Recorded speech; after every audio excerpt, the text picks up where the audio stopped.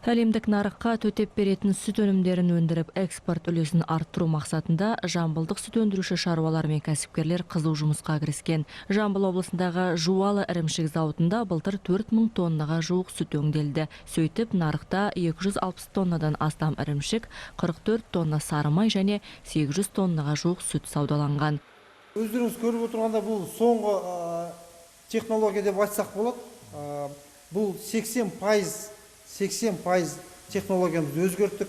Бұл біріншіден сапасы түзеленді, екіншіден адам жұмыс орнын азайтты. Бәрі жартылай автоматизация дейміз, соған көштік. Жуалы ірімшік зауытының өнімдері қазір Ресейде жоғарғы сұранысқа ие.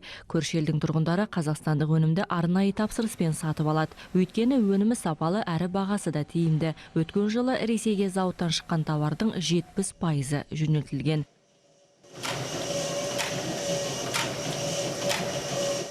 Келешекте облыста сүт өндіру кластері құрылады. Қазір бұл бағыттағы жұмыстар Меркі ауданында жүргізіліп жатыр. Өңірде ірілі ұсақты шаруа қожалықтар бірігіп, кооперация жасақталған. Бұл жоспарына сәйкес Қордай ауданында Қақпатас Қордай жауапкершілігі серіктестігі 600 басқа арналған роботталған сүт сауу қондырғысын іске қосып жұмыс жасауда.